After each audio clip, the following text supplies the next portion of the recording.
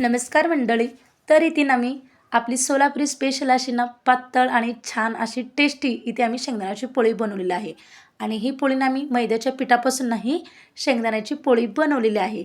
तर खायला एकदम टेस्टी आणि जबरदस्त लागते बरं का. आणि खुसखुशीत आणि तोंडात ठेवल्यानंतर विरघळणारी ही आपली शेंगदाण्याची पोळी तर खायला अगदी अप्रतिम. आणि तर आमच्या इथे ना सोलापुरी ना संक्रांती वेळेस नाही प्रत्येकाच्या घरी आवर्जून असते शेंगदाण्याची पोळी आणि बाजरीची भाकरी.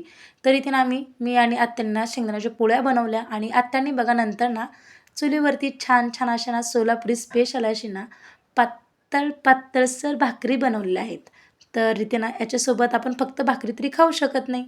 तर त्यासाठी इथे सर्व भाजीपाला आणला होता ते स्वच्छ निवडून घेतलं आणि धुवून घेतलं आणि नंतर चिरून घेतल्या ह्या सर्व भाज्या. आणि हे भाजी बनवायची आपल्याला आपली सोलापुरी स्पेशल अशी ना भोगीची भाजी बनवायची आहे. तर इथे तुम्ही पाहू शकता मी छान अशी ना सोलापुरी फेमस असलेली आणि आपली महाराष्ट्रीयन पद्धत आणि पारंपरिक पद्धतीने मी इथे आपली ना भाजी बनवलेली आहे. भोगीची भाजी किंवा तुम्ही मिक्स भाजी पण म्हणू शकता. तर नंतर ना मी इथे ना बांगड्या भरून आल्या, हिरव्या बांगड्या भरल्या मी.